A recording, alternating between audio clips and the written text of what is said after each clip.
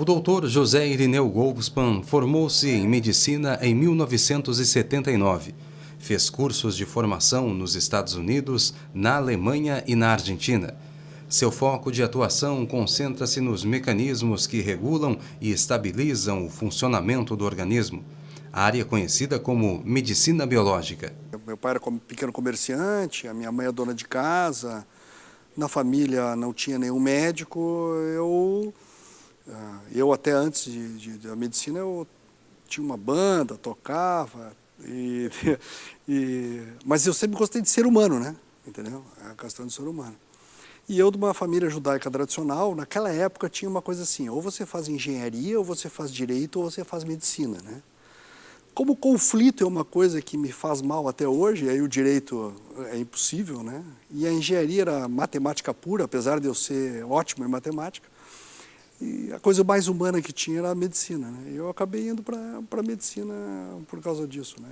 Dentro da faculdade, a formação era, como é até hoje, muito mais para fechar do que para abrir, né? É mais, eu sempre digo que no Brasil nós não temos curso superior, nós temos curso técnico de terceiro grau. Então as pessoas são técnicas. Quando vier, tu vê isso e faz isso, quando tu vier, tu faz isso e faz aquilo, ou seja, as coisas são muito tecnicistas. Elas não são, a universidade brasileira, ela não é uma universidade no sentido de que a universidade é aquilo que abre a cabeça das pessoas, ensina a pensar. A faculdade brasileira não pensa, é isso que é a verdade, e a partir disso você faz isso, seja ela na medicina, seja na engenharia, seja em qualquer área. Ela é muito técnica. Me apaixonei pela patologia na época, eu fiz monitoria de patologia, né? Então eu passei uns 2 verões fazendo necrópsia em pacientes, né? Aquele calor maravilhoso, aquele cadáver da Santa Casa, e a gente abrindo e tirando tudo, né? Depois eu trabalhei 1 ano e meio, quase 2 anos, com o Dr. Elbio Moraes, que é um grande ginecologista e cirurgião, que aí então eu trabalhei com ele em cirurgia ginecológica. Depois eu estava indo já para ginecologia obstetrícia, e aí eu fui convidado na sequência pelo Dr. Luiz Pereira Lima, que é um grande cirurgião, um grande amigo, e hoje é chefe da cirurgia da Santa Casa. E ele me convidou para trabalhar com ele, eu auxiliei ele 1 ano, então foi que eu fui fazer uma formação cirúrgica bem interessante e aprendendo muito, muito. E aí, na sequência, o Dr. Shen, ele começou a fazer microcirurgia. Ele começou a trabalhar com reconstrução, ele quer trabalhar com reconstrução de mão, né? Que o pessoal que perdia a mão tinha que costurar os nervos e os vasos. Então ele montou um laboratório na faculdade de microcirurgia. Acho que foi o primeiro laboratório de microcirurgia que teve. E ele convidou uns 4 ou 5 alunos para fazer parte do laboratório, e eu entrei nessa turma, né? Também não sei por que ele me convidou, né? Mas ele me convidou e eu entrei nessa turma. E aí eu comecei a fazer microcirurgia, e eu me apaixonei pela microcirurgia. E aí naquele momento eu digo, pô, eu gosto de microcirurgia, eu vou para uma especialidade microcirúrgica. E as duas, assim, que eram mais conhecidas na época, era oftalmologia e otorrinolaringologia. E eu digo, oftalmologia é uma coisa interessante, microcirurgia de olho é uma coisa muito linda, e eu nunca fiz e eu achei interessante. E aí teve uma prova de residência no Rio de Janeiro, no Centro de Estudos e Pesquisas Oculistas Associados, o conhecido Oculistas Associados do Rio de Janeiro, que o chefe era o Dr. Joviano de Rezende Filho, que para mim foi o maior oftalmologista desse país, maior oftalmologista. Era uma clínica com 15 profissionais, todos chefes de serviço de oftalmologia, era a mais importante. E aí eu fui para a prova, né? Tinha 200 pessoas e 10 vagas, e passei. E aí eu fui para o Rio de Janeiro, morei 2 anos no Rio de Janeiro fazendo oftalmologia, né? Naquele tempo nós éramos generalistas, e eu voltei para cá como generalista. E aí na clínica geral, acabou se fazendo muito mais clínica do que cirurgia, né? Então 90% você acaba fazendo clínica. Eu era muito conservador, já nessa época eu era muito cuidadoso, e eu percebi 2 coisas. Uma que eu não indicava cirurgia tão facilmente, né? Eu era muito restrito para a cirurgia, eu achava que a cirurgia tinha que ser uma coisa muito bem indicada. E, ao mesmo tempo, eu me vi me metendo, desculpa a expressão, né, em outras áreas, porque os endocrinologistas e os neurologistas mandam para os oftalmos para avaliar o fundo de olho por causa da hipertensão e da diabetes. E aí eu comecei a ver que eu estava, de repente, me metendo na conversa do que eles estavam fazendo, qual era o tratamento, e comecei a me dar meus palpites e achar estranho como era feita, né? Comecei a questionar a maneira que era feita, o tratamento, né, dentro da medicina convencional. Aí, um dia, eu já estava meio frustrado com aquilo, só que não está sendo o que eu achei que ia ser, né? Aí, eu encontrei na rua um amigo meu, que é o Dr. Wilson Almeida, que para mim foi um dos maiores homeopatas do Rio Grande do Sul, já falecido, e conversando com ele, ele disse, vem para a homeopatia. Aí eu digo, mas eu não conheço nada, então vai para a Argentina fazer um curso, tem um curso de 15 dias lá, tira férias, descansa a cabeça e aproveita Buenos Aires, aquela coisa, então, e já aproveita e faz o curso e vê o que tu acha. Me apaixonei. Até hoje eu digo para os colegas assim, olha, eu vou te dar 2 conselhos. Primeiro, estude homeopatia. Você vai se apaixonar. Segundo conselho, jamais estude homeopatia. Porque depois que você conhecer a homeopatia e entender, você está ralado.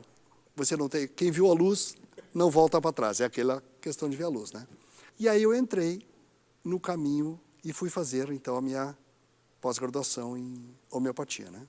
Fiz 1 ano no Paraná e depois acabei indo para a Argentina, que era o melhor curso de homeopatia que tinha. Eu fui fazer o curso na Associação Médica Homeopática Argentina e voltei homeopata.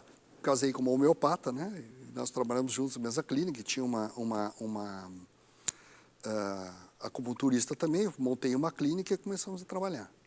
Já abrindo a cabeça, né? Naquela época começou a surgir a ortomolecular. E aí, que é bioquímica, né? É uma nutrologia clínica, né? A nutrologia é a especialidade que nutre o paciente. Você vai ficar no hospital, lá comendo pela veia, né? Quem é que determina o que vai ser posto? Esse é o nutrólogo, não é uma nutricionista, é um médico nutrólogo, né? Aí abriu-se essa porta do nutrólogo atendendo na clínica. Mas você não faz do soro, você não manda você botar soro na sua casa, né? O que a gente faz? Surgiu na época uma nova forma de suplementação, que era principalmente os metais quelados, né? O famosos quelados. O quelado surgiu que os americanos quiseram melhorar a alimentação, uma parte foi para melhorar a alimentação dos animais, né? E outra para nutrir os astronautas, né?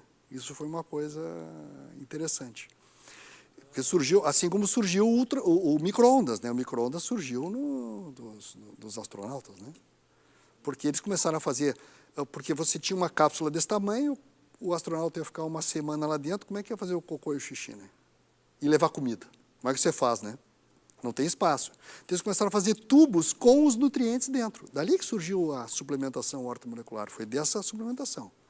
Por outro lado, eles descobriram que só um suplemento não dava doença de qualquer maneira. Ou seja, faltava a energia de vida que o alimento tem, do alimento vivo, né? Mesmo que você mate a plantinha ou mate o bichinho, tem vida aquilo ali. Aquela frequência de vida não tinha. Aí eles fizeram congelado e no vácuo, e para descongelar e tirar do vácuo, inventar, foi o micro-ondas, né? Então, o micro-ondas vem lá do projeto Apollo, né? É interessante. Eu não trato pedra no rim. Quem trata pedra no rim é urologista e trata muito bem. Eu trato o rim que faz pedra. Porque a pedra não veio do céu, Jesus não mandou, né? A pedra veio de uma alteração do metabolismo que faz com que haja a formação da pedra no rim. Então, tirar a pedra é ótimo, mas se não tratar o rim, ela vai voltar. As doenças têm uma origem, e aí eu como virginiano, né, obsessivo, tenho que saber exatamente, perfeitamente como é que é. E aí eu fui atrás, né? Aí acabei, depois da ortomolecular, obviamente eu fiz nutrologia, depois eu fiz homotoxicologia, que é uma técnica alemã, que já tem na Alemanha, 40%, 50% dos médicos na Alemanha fazem, aqui nós somos 150 médicos, talvez, que façamos no Brasil, eu fiz curso na Alemanha. Depois eu fiz iridologia, que é uma análise pela íris, né? Você tem onde você vê o tecido orgânico, a matriz extracelular você vê na íris, então você vê o tecido onde as células vivem, como é que ele está, se ele está intoxicado, não está intoxicado, se ele é frágil, se ele é forte, é uma técnica maravilhosa. Ela é aceita pelo Conselho Federal de Medicina como uma técnica em estudo ainda, né? Certo? Não acredito que eles vão algum dia liberar, porque Uma vez um colega médico em São Paulo, eu fui presidente da Associação Médica Brasileira de Iridologia já, né? E veio um colega e disse assim, mas a iridologia é melhor do que uma ressonância magnética? Eu digo, é diferente, como a ressonância magnética é diferente do exame de sangue, entendeu? Não dá para comparar, são coisas diferentes. Mas, de qualquer maneira, se você tem poder dentro do Conselho de Medicina, vamos fazer um acordo. Nós tiramos totalmente a iridologia das cidades grandes, né, para não atrapalhar os exames de ressonância magnética. Em compensação, nós ensinamos iridologia para todos os médicos que andam de barquinho na Amazônia, porque tu não pode levar uma parede de ressonância magnética na Amazônia. E aí eu fiz iridologia, homotoxicologia, fiz um curso de expert em terapia por informação biofísica na Alemanha, que foi muito interessante, que aí você vê exatamente toda a parte de energia, né? Uma vez eu estava também conversando com um colega, ele disse, mas esse negócio de energia, isso é uma viagem, né? E eu disse para ele, olha, e falando também para o paciente, né, que é professor universitário, eu digo, olha, a homeopatia trabalha na frequência energética, né? Disse, mas isso, a interferência energética é uma bobagem. Eu digo, não, então você está me dizendo que o organismo, interferência eletromagnética ou de energia, né? No caso eletromagnética, está errada, você está me dizendo que o organismo só responde a estímulo químico. Se o organismo só responde a estímulo químico, você não está me vendo nem me ouvindo. O telespectador não está me vendo nem me ouvindo. Eu não estou falando, não tem nada químico, né? Isso aqui não é tudo eletromagnético? A onda da TV, a onda do rádio é química? E não chega lá com a informação? Se uma onda de TV ou onda de rádio porta informação, basta estar na frequência do organismo, que você está portando informação. Isso já é feito na medicina para leitura. Eletroencefalograma, eletrocardiograma, ressonância magnética, raio-x, tomografia computadorizada. É química ou é eletromagnética? Entendeu? Então, seja, frequência existe. Senão, tudo isso que eu falei é uma mentira, né? Existe uma tendência humana de fazer religião com tudo, né? Se faz religião com política, né? O meu partido político é do bem e o teu é do mal, vou acabar com o teu, né? Essa visão radical, né? De querer só o meu e o resto tem que morrer. Isso é uma bobagem. Eu sempre digo para o paciente, se eu quebrar minha perna ou sofrer um acidente, eu quero um ortopedista. Agora, se eu tiver uma asma, eu quero um homeopata. Não precisa um ou outro, né? Tem que ser um e outro. Elas são complementares entre si. Depende o que cada uma faz. Cada uma tem uma virtude e uma limitação. A questão, eu acho, mais do que essa, né? Porque quando sair da religião vai se ver que todas elas são boas, cada uma bem indicada para o paciente num determinado momento. Então, tem momento do meu paciente que eu uso homeopatia, tem no momento que eu uso suplementação ortomolecular, tem momento que eu uso suplementação com hormônios bioidênticos ou medicina chinesa, ou seja, depende do que o paciente precisa. Então, o diagnóstico é o mais importante, que é um grande problema que nós estamos tendo hoje, é a possibilidade de fazer o diagnóstico. E antes do diagnóstico é a visão. Porque o erro é de visão. Você tem, hoje, numa avaliação, você tem diabetes ou não tem diabetes? Você tem hipertensão ou não tem hipertensão? Você tem arteriosclerose ou não tem arteriosclerose? Você tem Alzheimer ou não tem Alzheimer? Aí é que está o erro. Eu sempre digo que a resposta está na pergunta. A pergunta está errada. Não é se tem ou não tem diabetes, é qual distância estou diabético? Eu tenho uma chance em 10, 5 chances em 10, 7 chances em 10 ou 10 chances em 10 de ter diabetes. Então, nós temos que pegar o paciente antes de ter diabetes, antes de ter hipertensão, antes de ter Alzheimer. Você tem que mudar a pergunta. Entende? Essa é a visão. A visão de que a inflamação, a dor e a febre, que são sintomas, são as doenças. Então, as doenças são os sintomas, não o processo que está acontecendo. Então, na verdade, o que eu faço é tentar buscar o porquê. O que está acontecendo? E, obviamente, isso é que me levou a fazer homeopatia, ortomolecular, medicina chinesa, porque nenhuma delas é a verdade absoluta que salva tudo, né? Todas elas são parciais. Então, essa visão de uma medicina que eu chamo de sistêmica, ou seja, você vê o sistema todo operando, e aí todas as alterações do sistema, esse é o objetivo. Regular o sistema, desbloquear o sistema, reorganizar o sistema para que ele volte a funcionar. Aí sim você consegue se manter em saúde. O cérebro é o centro realmente da jogada toda, né? Porque na verdade o cérebro é o que conecta o operador com a máquina, né? Tá certo? Então nós temos dois aspectos, né? Um para cima e um para baixo, né? Como se fosse uma ampulheta, né? Para cima nós temos o operador da máquina, tá certo? Que aí você chama como você quiser, né? Alma, espírito, consciência, eu, ego, id, sei lá, superego. Mas esse é o operador. Mas você tem aonde ele conecta com a máquina, que é o cérebro. O cérebro, ele comanda todo o organismo. Tem um triângulo gerencial, né? São 3 diretores no organismo. O neurológico, o imunológico e o endocrinológico, que a gente chama de neuroimunoendócrino. Hoje a gente chama de psiconeuroimunoendócrino, né? Então, assim, o corpo é totalmente integrado no seu funcionamento, só que tem que ter um gerenciamento central. Tem que ter um processador que nem um computador. O cérebro é o nosso processador. Ele avalia o mundo externo e isso vai mudar a tua conduta na tua vida, no teu dia a dia. Altera o filtro cognitivo, você começa a ficar ansioso, ou com medo, ou com raiva, e aí vai mudar o que você come, vai mudar como você reage, como você se comporta no seu meio, e o corpo todo vai reagir. Você pode ver se você sofre um choque emocional, você pode bambolear as pernas, desmaiar, vomitar, urinar, ou seja, qualquer reação pode acontecer, infartar, perder a visão, perder o som, ou seja, qualquer coisa pode acontecer no corpo. De onde é que saiu esse comando de qualquer coisa? Do cérebro, né? Então, o cérebro faz o que a gente chama de processo adaptativo. Ele faz uma fisiologia adaptativa. Ele adapta a fisiologia àquele sente de ameaça. Nem que seja desmaiar para fugir daquela ameaça. Ou pular para cima, se for necessário, né? É luta e fuga, né? Que é o conceito do estresse do Hanselli, né? Então, você tem que avaliar no paciente, ou avalia no paciente, por exemplo, no consultório, o que está acontecendo, para ver para que lado ele está indo e como é que o organismo está se adaptando. Ou seja, toda doença é uma adaptação de origem neurológica. E a tua psique também, né? É casado, né? A tua psique influencia no teu SWOT, na tua avaliação, e a tua avaliação repercute no teu psíquico, né? É um sistema de retroalimentação entre o psíquico, ou seja, a parte de cima e a parte de baixo se conectam realmente como uma ampulheta, né? Que fica girando o tempo inteiro e avaliando. Nós estamos entrando na era da biofísica, né? Foi que eu fiz um curso na Alemanha de biofísica.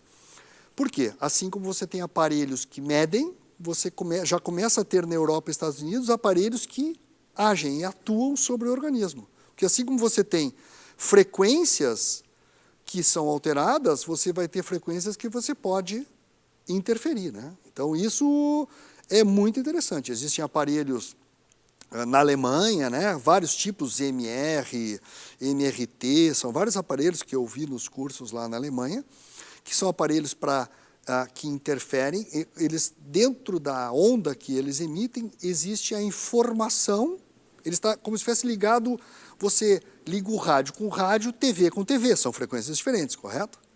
Então esse está na frequência dos órgãos, e ele transmite uma informação para o órgão, porque lá no órgão, tudo é eletrônico.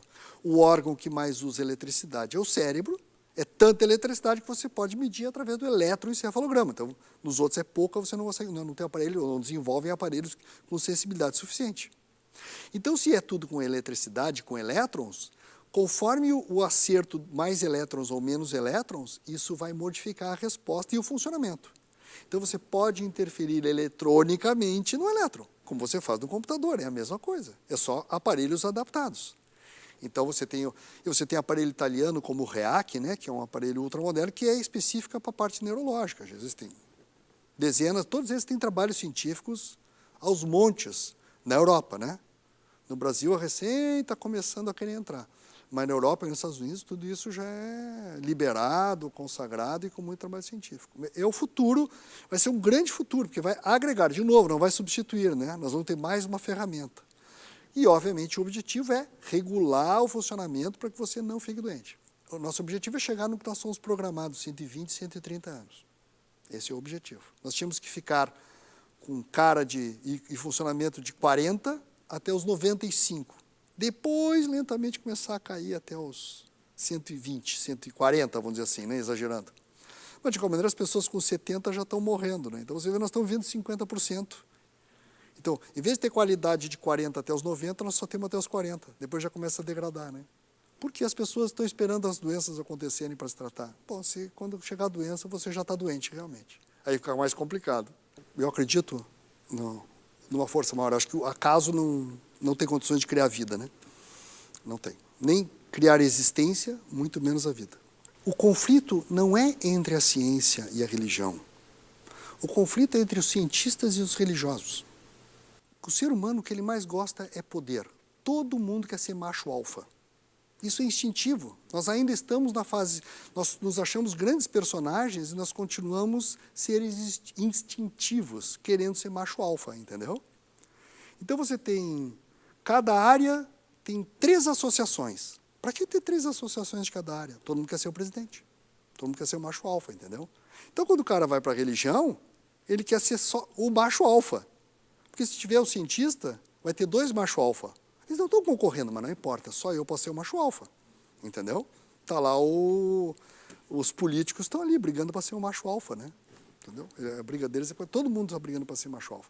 Então, a briga é entre os religiosos e a ciência. Porque se você for olhar e ler as questões religiosas, e obviamente eu vou falar da Bíblia, porque é a nossa sociedade judaico-cristã, né? Tá certo? Que também já se divide, né? É a mesma religião e está dividida em 2, né?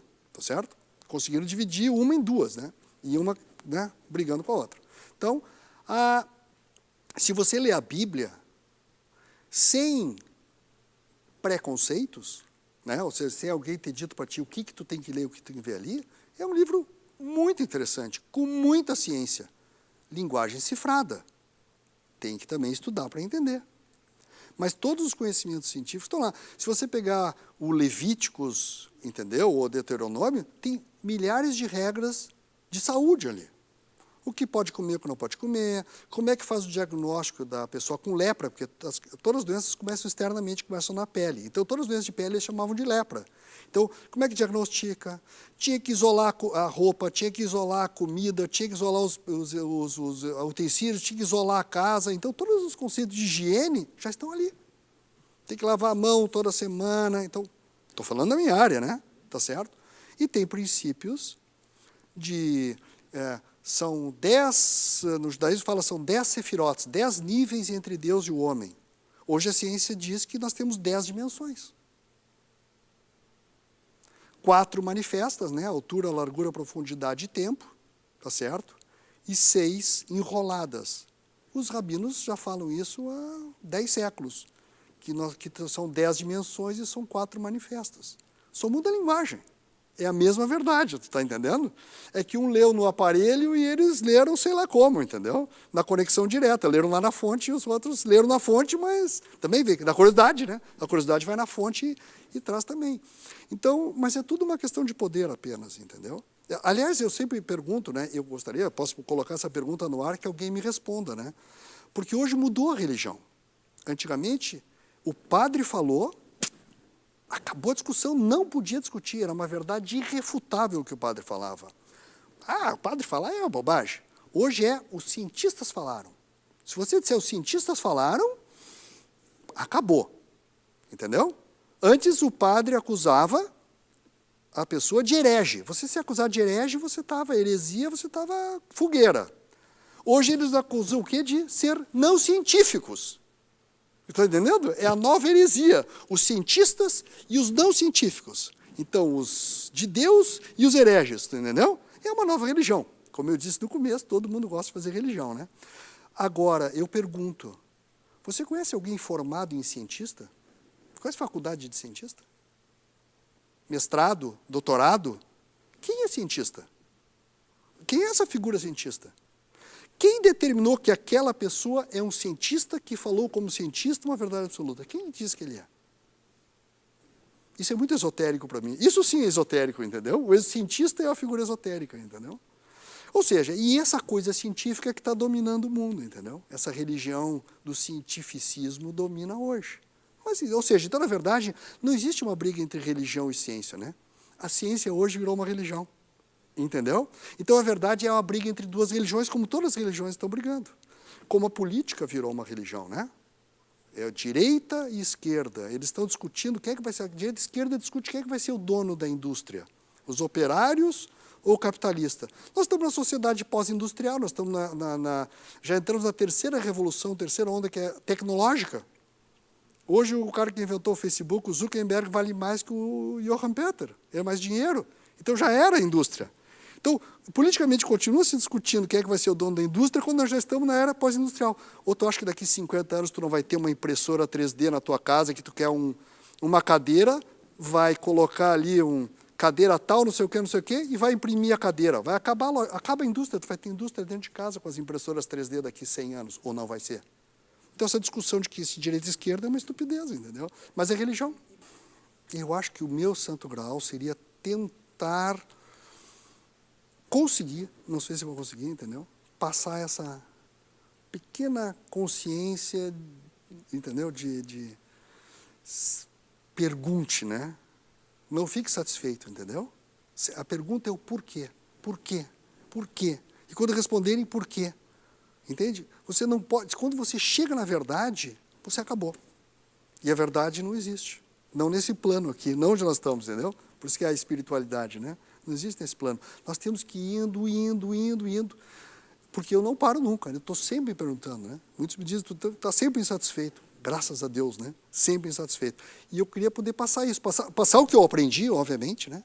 Passar o que eu aprendi até hoje, passar o conhecimento que eu tenho, poder interferir na história da medicina para o bem, para que as pessoas sejam saudáveis, longevas e mais conscientes. Esse é o objetivo, que as pessoas sejam longevas, com saúde e com consciência. Esse é o objetivo maior. Os rabinos dizem que, obviamente, nós não estamos aqui para sermos perfeitos, nós estamos aqui para aprender a ser perfeito. A perfeição está do lado de lá, entendeu? Então aqui nós temos que aprender. Ou seja, afundar atirando, até o último dia. Não tem outra questão.